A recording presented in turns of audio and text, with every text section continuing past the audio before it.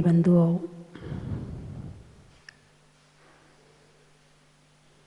चर्चा इष्टोपदेश के अंतिम श्लोक पर चल रही है। इष्टोपदेशमिति सम्यक धीतमाने।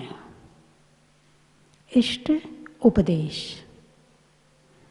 इष्ट यानी हितकारी, इष्ट यानी अच्छा लगने वाला, और उपदेश जो इंसान के सुख के लिए उपदेश दिया जाए उसे इष्टोपदेश कहते हैं। क्या कहते हैं? इष्टोपदेश। आचार्य पूज्यपाद स्वामी ने इष्टोपदेश ग्रंथ लिखा है और उसमें जो 51 श्लोक हैं, एक एक श्लोक ऐसा है कि इष्टोपदेश पढ़कर यदि उसे जीवन में उतार लिया जाए तो सुखी हुए बिना रह नहीं सकते हैं। संसार में कल चर्चा हुई थी कि इष्ट उपदेश, सुख का उपदेश, सारा संसार मेहनत कर रहा है। किसके लिए? अरे बोलिए ना, सुख के लिए। कितनी मेहनत करते हो? दुकान जाते हो, कितनी भी दूर दुकान हो, एक शहर से दूसरे शहर भी जाना पड़े तो भी दुकान जाते हैं। नौकरी जंगल की हो तो भी करते हैं, हैं? यानी कि सुख के लिए कितने कष्ट सहन करके आप अपना जीवन में सुख उपलब्ध करने की कोशिश करते हैं। मिला? अरे बोलिए ना, हैं?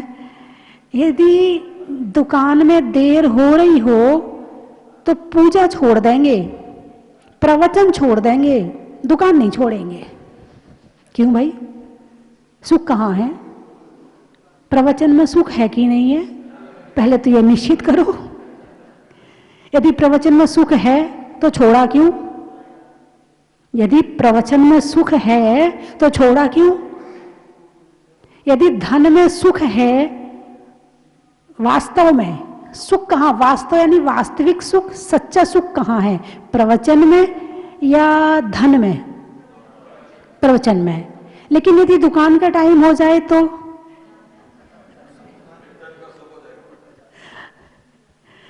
संस्कार दुकान के ज्यादा हैं, प्रवचन के कम है।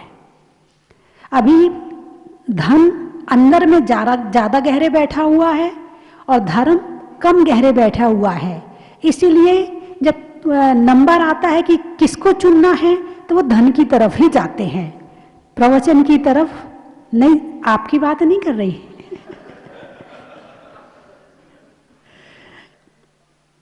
कल चर्चा हुई थी कि इंसान के जीवन में आवश्यकता 3 है: रोटी, कपड़ा और मकान। और इन आवश्यकता को फिर सुख बना लिया। एक होती है आवश्यकता और फिर दूसरा होता कि उस आवश्यकता को सुख बना लेना। जैसे भोजन है, भोजन सुख का कारण है या केवल आवश्यकता का कारण है? भाई भोजन करना जरूरी है। क्यों करना जरूरी है? क्योंकि मनुष्य पर्याय में देह चन्नादि कीटकम, देह अन्न का कीड़ा है। देह अन्न का कीड़ा है। यदि अन्न नहीं मिलेगा, भोजन नहीं मिलेगा तो जीवन चलने वाला नहीं है। इसलिए मूल आवश्यकता है रोटी। अब हमने आवश्यकता को सुख बना लिया। थोड़ा रसगुल्ला भी खा लो, थोड़ी बर्फी भी खा लो, थोड़ा उस होटल में जाके खा लो, थोड़ा शादी ब्याह का भी डकार के ले आओ। सुख। अब हमने आवश्यकता को क्या बना लिया? सुख बना लिया। दूसरा है मकान। मकान हमारी आवश्यकता है। वो चाहे झोपड़ी के रूप में हो, चाहे छोटे मकान के रूप में हो, चाहे महल के रूप में हो, केवल आवश्यकता है। लेकिन हमने उस मकान को सुख मान लिया है कि सुंदर से सुंदर बनाया जाए, बढ़िया से बढ़िया पत्थर लगाया जाए, बढ़िया किचन बनाई जाए, बढ़िया सोफा सेट लगाया जाए, बढ़िया एसी लगाया जाए। जितना बढ़िया से बढ़िया हो सकता हमने उसको सुख बनाने के लिए कर लिया। ठीक है। और कपड़ा, तीसरी आवश्यकता क्या है? कपड़ा। भाई खादी के कपड़े से भी तन ढक सकता है, ठीक है ना। आवश्यकता, ठंड पड़ रही है, यदि ठंड में कपड़े नहीं पहनेंगे तो सुकड़ जाएंगे, अकड़ जाएंगे। पंचम काल का शरीर है, निकृष्ट सहनन है, इसलिए वस्त्र की आवश्यकता है। लेकिन ऐसी सर्दी में भी हमारे कई मुनिराज जो बिना वस्त्र के रहते हैं, और ऐसे भी मुनिराज हैं जो रात्रि में चटाई भी नहीं लेते हैं, वो ऐसी साधना आज के समय में कर रहे हैं। तो चलो ठीक है, आपको वस्त्र की आवश्यकता है, आपने वस्त्र पहन लिए, लेकिन वस्त्रों में सुख इस डिजाइन के चाहिए, इस कलर के चाहिए, पीछे से ऐसे कटे होने चाहिए, आगे से ऐसे कटे होने चाहिए, फिर इसमें पिन लगाने को चाहिए, फिर वो बढ़िया 10,000 वाली साड़ी चाहिए, शादी में जा रहे हैं तो 20,000 वाली साड़ी चाहिए, ये साड़ी उस शादी में पहन ली थी तो अब दूसरी शादी में नहीं पहनना है, तो अब इतने हजार वाली दूसरी चाहिए। ये आपने इसको सुख बना लिया, आवश्यकता को आपने क्या बना लिया? सुख बना लिया। यदि आप सामान्यतः घर में रहें, सामान्यतः वस्त्र पहने और सामान्यतः भोजन करें, तो तुम्हारे पतिदेव को ज्यादा पैसा कमाने की जरूरत नहीं पड़ेगी, और जितना समय बचेगा उसमें वो आराम से धर्म कर सकते हैं। कल एक बहन जी आई, वो बड़ी दुखी हो रही थी, बोले माता जी हमारे यहाँ इतना दान करने को नहीं है, बड़ा भाव रहता है कि हम दान करें, लोग दान करते हैं तो बड़ी इच्छा होती है हमारी कि हम भी दान करें, तो आप बताओ कुछ।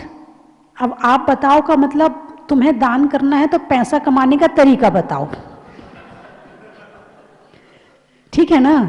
यही मतलब तो यही निकला ना कि अब आप कुछ बताओ जिससे हम दान कर सकें। तुम दान कब करोगे? जब तुम्हारे पास में पैसा होगा। तुम्हारे पास में पैसा कमाने का तरीका मैं बताऊं? तो मैंने कहा मैं क्यों फंसूं, मैंने भी स्लेट पे लिख के बता दिया, दान पुण्य है और त्याग धर्म है। आप क्या करना चाहती? पुण्य करना चाहती कि धर्म करना चाहती हो? अब जितने साधु संत हैं जो धन दान नहीं करते हैं, तो क्या उनका धर्म नहीं हो रहा है? क्या धर्म केवल दान से ही होता है? त्याग से धर्म नहीं होता है? दान से बड़ा धर्म है त्याग, दान से बड़ा धर्म है त्याग। तो यदि हम सुख चाहते हैं, वास्तव में सुख चाहते हैं, तो अपनी सोच को बड़ी योजनाबद्ध तरीके से बनाना पड़ेगा। हालांकि संसार जहां भागता है, इंसान वहां भागता है। मुझे क्या अच्छा लगता वो नहीं देखता, मुझे मतलब आपको, खुद को क्या अच्छा लग रहा उसे ये नहीं पता है, सामने वाले को क्या अच्छा लग रहा है उसके हिसाब से मैं अपने सुख का निर्णय करूंगा। सामने वाले ने जो पहना है उससे अच्छा पहनूंगा तो सुख, और उससे कमजोर पहनूंगा तो दुख। तुमने जो पहना है वो सुख का कारण नहीं है, यानी तुम्हारा सुख तुमने नहीं बसता है, तुम्हारा सुख सामने वाले पे। तुमने जो मकान बनाया, कोठी बनाई, बहुत बढ़िया, सबने बहुत तारीफ करी, महीने 2 महीने बाद तुम्हारे पड़ोसी ने उससे अच्छी कोठी बना ली, अब क्या हुआ? गया सुख, हाँ गया सुख। इसी तरह से तुम्हारे बच्चे 90% लेके आया और पड़ोसी का 95 ले आया, अब 90 का सुख खत्म, 95 का दुख शुरू हो जाएगा। ऐसे ही है ना, तुम्हारी दुकान है और पड़ोसी की दुकान है, तुम्हारी भी चलती है लेकिन पड़ोसी की ज्यादा चलती है। अब बताओ तुम अपने दुकान से सुखी रह पाओगे? नहीं रह पाओगे। यानी तुम्हारा सुख दूसरे के दुख में बसता है। क्या? तुम्हारा सुख, दूसरा दुखी हो तो तुम सुखी, और दूसरा सुखी हो तो तुम दुखी। इसका नाम सुख है क्या? सारे शास्त्र उठा के पढ़ लेना, सुख की क्या परिभाषा है। बड़े बड़े शास्त्रों में सुख की परिभाषा बहुत अच्छी तरह से दी गई है, और पंडित दौलत राम ने तो बड़े सरल शब्दों में छेढ़ाला में बता दी। आत्मिको हित है सुखे सो सुखे, आकुलता बिन कहिए, आकुलता शिवे मोक्ष माही न ताते, शिव मागे लाग्यो चाहिए। जहां आकुलता नहीं है वहां सुख है। अभी आप शांति से बैठे हो ना, कोई आकुलता तो नहीं है आपको, बस इसका नाम सुख है। मन में ये नहीं होना चाहिए देर हो रही है। जैसे ही मन में आया देर हो रही है, वैसे ही सुख खत्म। बात समझ में आई कि नहीं आई? यानी अभी बड़ी शांति से बैठे हैं और एक फोन बज जाए, पापा जी कहाँ हो, दुकान का टाइम आ गया, गया सुख। मंदिर गए, मंदिर में बैठे हो, माला फेर रहे हो, अचानक फोन आ गया, फोन सामने रखा है और देख लिया कि उसका फोन है। माला में आप किसको याद करने बैठे थे? भगवान को। अब दिमाग कहाँ है? फोन में। किसको याद कर रहे हो? माला फिर रही है? नहीं फिर रही है। चलो इतना तो आप जानते हो कि माला नहीं फिर रही है। तो आकुलता रहित होना ही सबसे बड़ा सुख है। जब तुम्हारे मन में कोई इच्छाएं ना हो, कोई परेशानी ना हो, कोई टेंशन ना हो, कोई विवाद ना हो, किसी को दुख देने के भाव ना हो, कोई कलेश ना हो, है, और इच्छाएं ना हो। सबसे बड़ी बात, बाहर से संबंधित जितनी कामनाएं और इच्छाएं विषय संबंधित होती हैं, विषय और कषायों से रहित रहो करके बैठ जाओ बिल्कुल शांत होके, इसका नाम है सुख। लेकिन वर्तमान समय में मैंने पहले भी बताया है कि जो लोग सुख मान रहे हैं वो सुख नहीं है। जैसे कि मान लो पहले खुजली हुई, फिर आपने खुजाया, सुख मिला? अरे बोलिए ना, मिला कि नहीं मिला? खुजली हुई और खुजाया तो सुख मिला ना। तो पहले क्या हुई? खुजली, फिर खुजाया, फिर सुख, तीसरे नंबर पे आया ना। तो खुजली हो फिर खुजाओ, ये सुख है, या खुजली ना हो ये सुख है? क्या बात है, आप बड़े ज्ञानी बैठी यहां पर। आपने तो 1 सेकंड में निर्णय दे दिया। इसका मतलब आप दीक्षा के जल्दी निकट हैं। आपको समझ में आ गया कि सुख क्या है? खुजली नहीं होना सुख है। मोबाइल देखने का मन कर रहा है, फिर मोबाइल देखा, फिर सुख मिला, ये सुख है कि मोबाइल देखने की इच्छा नहीं होना सुख है? बारिश का मौसम है, क्या याद आ रहा है? कचौड़ी या पकौड़ी? गरम गरम पकौड़ी या कचौड़ी याद आ रही ना? तो पहले इच्छा हुई, फिर कचौड़ी खाई, फिर सुख मिला, ये सुख है या इच्छा नहीं होना सुख है? लेकिन तुमने क्या मान रखा है? जितनी कमाई कर रहे हो किसके लिए कर रहे हो? उन्हीं इच्छाओं की पूर्ति के लिए कर रहे हो। सुख ही गलत जगह खोज रहे हो। तो धर्म क्या करता है? हमें इच्छाओं से दूर करके हमारा मन शांत करता है, हमारे मन को सुखमय बनाता है, हमारे जीवन को सुखमय बनाता है। इसका नाम है धर्म, जो दुख से उठाकर सुख में रख देता है।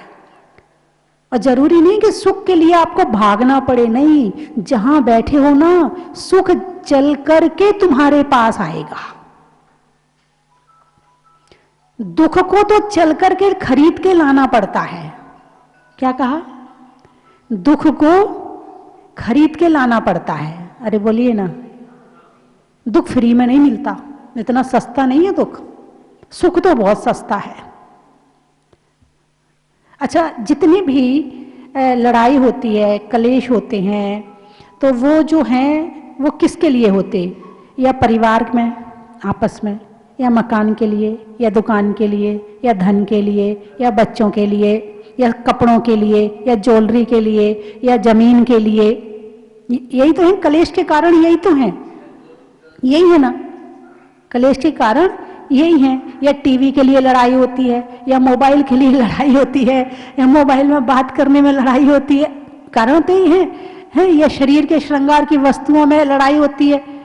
तो जितने भी कारण हैं ये सारे तुमने मेहनत से इकट्ठे किए हैं। मोबाइल फ्री में मिला क्या? अरे बोलिए ना, नहीं मिला, पैसे से खरीदा है। टीवी, मकान, जमीन, परिवार, वो भी खरीदना पड़ता है, बहुत खर्चा करना पड़ता है उसके लिए भी, ऐसे ही नहीं हो जाता है। वो भी बिना खर्चे के नहीं मिलता, परिवार भी। सही बात है कि नहीं है? हैं? तो आपने जितनी चीजें इकट्ठी करी वो पैसे से खर्चा करके मेहनत से इकट्ठी करी है और सुख के लिए इकट्ठी करी थी, और कारण किसका बना? तो इसका मतलब दुख खरीदा गया है। भाई मोबाइल देखते देखते आंखें खराब हो गई, तो आंखें खराब पैसे से करी या फ्री में करी है? हर महीने रिचार्ज डलवाते हो नहीं मोबाइल में, टीवी में, तुम्हें फ्री में देखने मिलता है क्या? नहीं मिलता है। तो तुमने अपनी आंखें खराब करी, वो पैसे से करी है या फ्री में करी है? क्या बात है, बड़े होशियार लोग बैठे यहाँ तो आंख खराब होना सुख का कारण है या दुख का कारण है? तो संसार के जितने सुख हैं वो मेहनत से मिलते हैं, कमाने से मिलते हैं। दुख, सुख की बात नहीं कर रही, सुख कम है और दुख ज्यादा है। सुख क्षण भर के लिए है और दुख स्थायी है।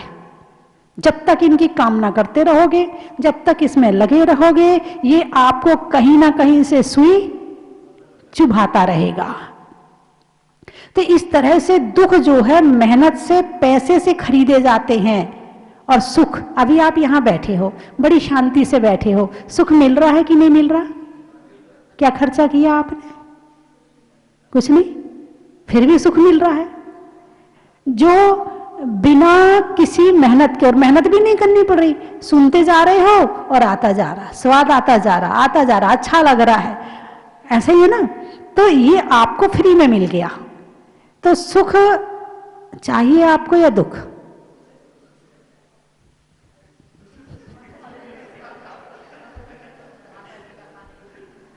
अरे बोलिए ना। आप कहोगे माता जी हम जयपुर से, चित्रकूट कॉलोनी से इसलिए तो आए हैं कि आप हमारे यहाँ चलो और थोड़ा सा सुख दे दो। यही कहोगे ना कि आप हमारे यहाँ चलो और थोड़ा सा सुख, धर्म दे दो, मतलब सुख दे दो। धर्म का नाम है सुख और सुख का नाम है धर्म। इंसान धर्म क्यों करता है? दुख के लिए या सुख के लिए? सुख के लिए बस। हाँ, हालांकि आप जो सुख मांगते हो धर्म के द्वारा, जितना धर्म आप करते हो उसके द्वारा जो चाहते हो, बस इतना ही चाहते, हम सुखी रहे, हमारा घरबार सुखी रहे, हमारा परिवार सुखी रहे, हमारा बीए सीए में निकल जाए बेटा, हमारी बेटी की शादी हो जाए, हमारी दुकान अच्छे से चले, बस हमारा पड़ोसी अच्छे से रहे, हमारे पति की तबीयत ठीक हो जाए, हमारे घुटने ठीक हो जाए, हमारी कमर ठीक हो जाए। अब जयपुर आ रही हूँ, अब ढूंढ के बताना। अब तो कहोगे दुकान को देर हो रही है। अब तो दुकान के हिसाब से, क्योंकि अब तुम यहाँ के राजा हो, वहां जहाजपुर में जाके तुम राजा नहीं हो, वहां तो हमारे भगवान राजा हैं। लेकिन जहां तुम अपने शहर में रहते हो वहां के राजा तुम हो। तुम्हें तो अपना घर प्यारा है और परिवार प्यारा है। थोड़े दिन के लिए, मैं ज्यादा दिन के लिए नहीं आई हूं, बहुत कम समय के लिए आई हूं। अभी तो देखने आई हूं जयपुर को कि जयपुर कैसा है, जयपुर वाले कैसे हैं, है ना? चलिए मैं 3 चीजें बोलूंगी, आपको कहना बड़ा ही महत्व है। हवा के रुख का, शरीर में मुख का और जीवन में सच्चे सुख का बड़ा ही महत्व है। स्वभाव में नर्म का, भोजन में गर्म का और जीवन में धर्म का बड़ा ही महत्व है। अनाज में चने का, पेड़ में तने का और दुख को खरीदने का बड़ा ही महत्व है। बड़ा महत्व है। सोने में कसने का, शहरों में बसने का और आपके इसी तरह से हमेशा हंसने का बड़ा ही महत्व है। चित्रकूट का फलों में फूट का, फलों में फूट का और वो जो सेल लगती ना, सेल में छूट का, और आने वाला में जयपुर चित्रकूट का। बड़ा ही महत्व है। गाने में सुर का, देवों में असुर का, और शहरों में जयपुर का। बड़ा ही महत्व है। घूमने में कार का, काम करने में सरकार का, और जयपुर के पास छोटा गिरनार का। बड़ा ही महत्व है। गायत्री नगर आए हैं? पीछे अध्यक्ष साहब आ गए, अध्यक्ष साहब आ गए, पूरी टीम आ गई। अच्छा। पानी में मगर का, चलने में डगर का, और आने वालों में जयपुर गायत्री नगर का। बड़ा ही महत्व है। दुर्गापुरा। रंगों में हरा का, रहने के लिए धरा का, और आने वालों में दुर्गापुरा का। बड़ा ही महत्व है। कमल बाबू जी कहाँ रहते हैं? जनता कॉलोनी। जनता कॉलोनी। रुई में पोनी का, क्षेत्रों में कोनी का, और आने वालों में जनता कॉलोनी का। बड़ा ही महत्व है। पशुओं में खुर का, रिश्तों में ससुर का, और आने वालों में शिवपुर का। बड़ा ही महत्व है। माताजी पूरे सांगानेर दक्षिण संभाग, दक्षिण संभाग। अच्छा। पढ़ने में पहला दूसरा तीसरा धर्म के भाग का, छोड़ने में राग का, और आने वालों में दक्षिण संभाग का। बड़ा ही महत्व है। बोलिए 24 भगवान की। आज बहुत सौभाग्य की बात है, इस स्वस्ति धाम जहाजपुर की पावन धरा पर मुंबई से श्री शांति सद्भावना साइकिल यात्रा जो प्रारंभ हुई थी, और वहां से चल करके आज जहाजपुर की पावन धरा पर मुनीश्वरनाथ भगवान की पावन छत्र छाया में बाबा के दर्शनार्थ यहाँ पर आए हैं। जो मिशन को लेकर के ये आगे बढ़े हैं, मेरी ये शुभकामना है कि ये उस मिशन में जरूर सफल हो, और इनका प्रवेश दिल्ली में 1 जनवरी 2022 शनिवार के दिन होगा, और शनिवार मुनीश्वरनाथ भगवान का दिन है। तो जरूर आप जिस मिशन को लेकर के, जिस लक्ष्य को लेकर के आगे बढ़े हैं, उस लक्ष्य में आप अवश्य सफल होंगे। और ये आपकी तीसरी साइकिल यात्रा है पूरे ग्रुप की, और वास्तव में इनका जो समर्पण है देवशास्त्र गुरु के प्रति वो देखने को मिलता है। मैं आप सबका स्वस्ति धाम परिवार की ओर से, तीर्थ क्षेत्र कमेटी की ओर से हार्दिक हार्दिक स्वागत अभिनंदन करता हूं। आप इसी प्रकार प्रभु के चरणों में आते रहें। पूज्य गुरु माँ स्वस्ति भूषण माता जी का आशीर्वाद आपको आज यहाँ पर नहीं मिल पाएगा, क्योंकि पूज्य माता जी का जयपुर की ओर विहार चल रहा है, लेकिन उनका आशीर्वाद आप पर सदैव बना रहे, ऐसी मेरी शुभकामना है। पुनः पुनः आपका एक बार स्वागत अभिनंदन, धन्यवाद। विजयेंद्र आचार्य भगवान विद्यासागर मुनि महाराज जी को आचार्य पद मिलके 50 साल पूरे हो रहे हैं, और आचार्य भगवान ये राजस्थान की देन है। उनकी दीक्षा और आचार्य पद इसी राजस्थान वीरों की नगरी में मिला था, और इस उद्देश्य को लेकर कि आचार्य भगवान विद्यासागर महाराज जी के 50वें आचार्य पदारोहण दिवस के उपलक्ष्य में एवं आज़ादी के 75वें साल अमृत महोत्सव के उपलक्ष्य में ये शांति सद्भावना साइकिल यात्रा महाराष्ट्र की राजधानी मुंबई से लेकर देश की राजधानी दिल्ली तक 1800 किलोमीटर की यात्रा करेगी। इसके पहले भी आचार्य भगवान विद्यासागर मुनि महाराज जी के संयम दीक्षा महोत्सव के उपलक्ष्य में उन्हीं की जन्मस्थान सदलगा कर्नाटक से शाश्वत तीर्थभूमि सम्मेत शिखर जी तक की 2500 किलोमीटर की यात्रा हम लोगों ने पूरी की थी 18 दिन में। उसमें 65 लोग सम्मिलित थे। पिछली बार कोविड का माहौल था, फिर भी 76 लोगों ने कुंभोज बाहुबली से लेकर श्रवण बेलगोल की यात्रा करते हुए कन्याकुमारी तक की 2000 किलोमीटर की यात्रा हमने पूरी की थी। इस यात्रा का मुख्य उद्देश्य है कि सबसे पहले आचार्य भगवान ने कहा था कि मातृभाषा में शिक्षा होनी चाहिए, मातृभाषा में शिक्षा हो, इसी के साथ शाकाहार व्यसन मुक्त भारत हो, बेटी पढ़ाओ बेटी बचाओ, पर्यावरण की रक्षा करेंगे तभी हम सुरक्षित रह पाएंगे, आदि उद्देश्यों को लेकर ये यात्रा हर गांव में जाकर प्रचार करके आगे निकलती है। इस साइकिल यात्रा में 13 साल के बच्चे से लेकर 70 साल के बुजुर्ग लोग सम्मिलित हैं। कुल मिलाकर 40 लोग इस यात्रा में सम्मिलित हैं, और ये यात्रा 1 तारीख को देश की राजधानी दिल्ली पहुंचकर अपना गंतव्य पूरा करेगी। और आज ये हमारा परम सौभाग्य है कि परम पूज्य गणनियारिका स्वस्ति भूषण माता जी की प्रेरणा से बना यह स्वस्ति धाम, जहाँ पे मुनि सुब्रतनाथ भगवान विराजमान है, ऐसे भगवान के दर्शन करके हम कृतकृत्य हो गए और ऐसे पावन भूमि पर आकर हमें बहुत अच्छा महसूस हो रहा है कि एक ऊर्जा हमें मिल रही है कि आगे की यात्रा हमारी सफल होगी। ऐसे भगवान के चरणों में हम प्रार्थना करते हैं। सबसे पहले हम आज चित्तौड़गढ़ से निकले थे और आज तक की यात्रा बहुत अच्छे स्टार रोड पे हो गई थी, लेकिन आज ऐसा रोड लगा कि थोड़ा सा थकान महसूस होने लगी थी।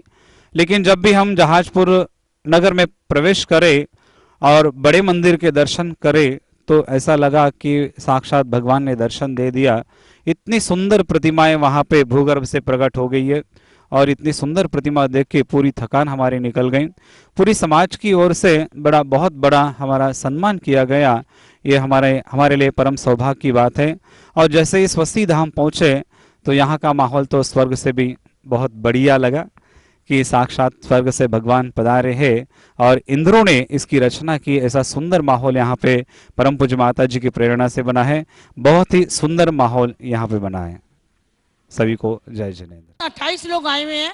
आज आके हमें ऐसा लगा जैसे कि उस के जन्नत में हम आ गए हैं और भगवान का प्रचार करने का सौभाग्य मिला, सबका सहयोग मिला और आगे भी आते रहे, ऐसे भाव बनाते रहे। माता जी के चरणों में हमारी कोटि कोटि वंदना है। माता जी बोलो 1008 श्री 100 मुनि सुब्रत नाथ भगवान की जय। आज हम सब का बहुत ही बड़ा सौभाग्य है कि हमें भगवान के दर्शन देखने का और माता जी के सहयोग से जो ये जहाजपुर मंदिर बना है उस मंदिर को देखने का बहुत सालों से इच्छा थी, जो आज हमारी पूरी हुई है। माता जी के चरणों में कोटि कोटि बंदामी। सोच लिया था कि तेरे को टीवी में दर्शन करके ही शायद मेरा ये जन्म पूरा ना हो जाए। मुझे नहीं पता था कि मेरे जीवन में ऐसा क्षण भी आएगा जब मैं साक्षात इस पुद्गल में पंच तत्व शरीर के साथ तेरे साक्षात इस जहाजपुर में दर्शन करूंगी। धन्य है वह घड़ी, धन्य है यह घड़ी, धन्य है यह घड़ी। 4 साल पहले यहाँ जहाजपुर आया था, उस समय ये मंदिर अधूरा था। 2 साल पहले भी हम लोग की टिकट हो गई थी, लेकिन कोरोना के कारण अपने आप कैंसिल हो गई। जैसे ही कल हम लोगों ने रात में यहाँ 10 बजे रात में आए तो यहाँ की ये भव्यता देख के मन इतना गदगद हो गया, बाग बाग हो गया कि हम लोगों के पास शब्द नहीं थे। शब्द तो बहुत छोटे हैं अपनी अनुभूति व्यक्त करने के लिए। मंदिर की भव्यता, मूर्ति का पहले से ही अतिशय था और भव्यता थी, लेकिन ये मंदिर की जो भव्यता देख के मन ऐसा गदगद हो गया कि जिसके लिए मेरे पास शब्द नहीं है। बस हमेशा पुनः दर्शन होते रहे, पुनः दर्शन होते प्राप्त हुआ था। उसकी हम कोई मानसिकता बना के नहीं आए थे, लेकिन यहाँ पे आने के बाद जब प्रभु के दर्शन किए तो भाव अपने आप ऐसे विभोर हो गए कि लगा कि अब तो शांति धारा करनी ही है और प्रथम कलश लेना ही है। तो भगवान की ही महिमा है कि हमको यह सौभाग्य प्राप्त हुआ है और हमारे परिवार को यह सौभाग्य प्राप्त हुआ है। बस यही विनती रहेगी भगवान से हमेशा कि पुनः दर्शन मिलते रहे, मिलते रहे। जय जिनेंद्र। दान कार्ड चल रहा है तो दान का जहाँ भी सदुपयोग का देखने को मिला वो जहाजपुर में मिला। दान का एक एक पैसा सही जगह सही समय पर उपयोग किया गया है, इसलिए खुले हाथों से दान दें और मुंशी नाथ भगवान का आशीर्वाद प्राप्त करें। मैं यहाँ आया था जब एक टीन शेड में भगवान को वहीं पर विराजमान देखा था और उस समय माता जी ने एक आकृति बनाई थी जहाज की यहाँ पर। और आज जब आके यहाँ देखा तो ऐसा लगा स्वर्ग ही उतार दिया हो माता जी ने पूरा। ऐसी अनुभूति कभी हमने सोचा भी नहीं था कि माता जी इस जहाज नुमा मंदिर की जो आकृति हमें उस टाइम 2015-16 में देखी थी, केवल एक आकृति के रूप में देखा था, जिसको स्वर्ग तरह प्रकटित करना ये माता जी के लिए ही संभव था। और आज हमने वो यहाँ पर देखा, अभिभूत हो गए। मैंने ये भाव 2016 में भी शांति धारा का बनाया था और मुझे प्राप्त हुआ था। और वैसा ही रात को मैंने यहाँ के बाबा के दर्शन किए और मैंने ये भाव बनाया था कि मैं कल शांति धारा यहाँ की करूँगा। और बाबा ने मुझे पल ये क्षण अपने चरणों में दिया। मेरा जीवन, मेरा परिवार सब धन्य हुआ। धन्यवाद। चलो रे चलो रे चलो चलो रे चलो रे चलो चलो जहाजपुर चलो रे चलो रे चलो चलो रे चलो रे चलो चलो जहाजपुर पुकारे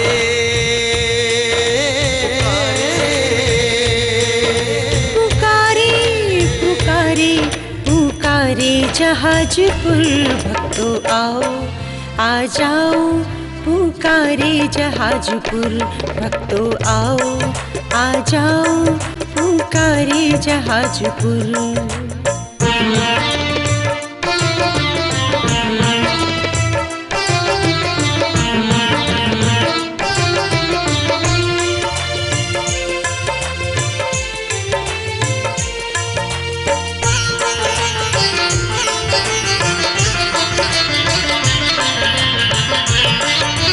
सूरज जैसा चमक रहा है स्वस्ति धाम का कण कण सूरज जैसा चमक रहा है स्वस्ति धाम का।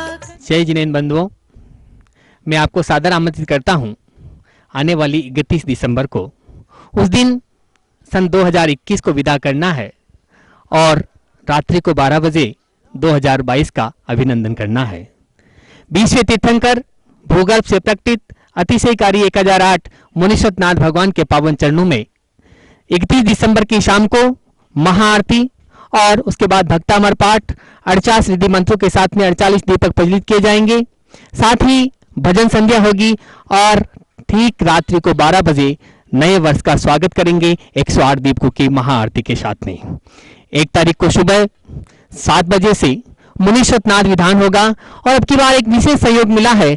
1 जनवरी 2022 को शनिवार का पावन दिन है, मुनीश्वरनाथ भगवान का दिन है। मैं आपको सादर आमंत्रित करता हूं, आप आए, जहाजपुर में आए और मुनीश्वरनाथ भगवान का अभिषेक करें, शांति धारा करें। अगर आप नहीं आ सकते हैं तो उस दिन जो विशेष शांति धारा होगी, विधान होगा, वो उसका पुण्यार्जन आप अपने परिवार की ओर से कर सकते हैं, जिसकी न्यौछावर राशि मात्र 5100 रुपये है। बंधुओं, वर्ष का आगाज करें।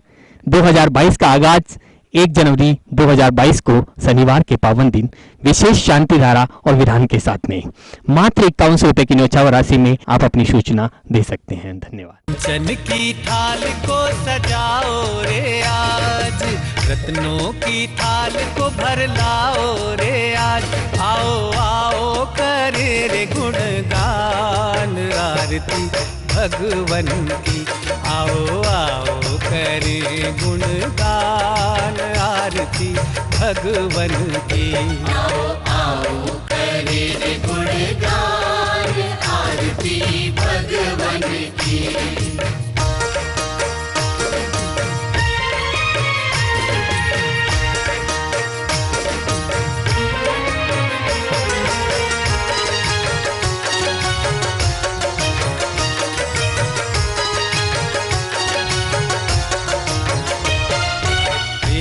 सुमित्र के राज दुलारे, माँ पद्मा जी के नैनों के तारे, पिता सुमित्र के राज दुलारे, माँ पद्मा जी के नैनों के तारे, राजगृही में जन्म लियो आप, राजगृही में जन्म लियो आप, आओ आओ मनाए खुशी आज आरती भगवन की, आओ आओ करे गुणगान आरती भगवन की, आओ आओ करे गुणगान आरती भगवन की।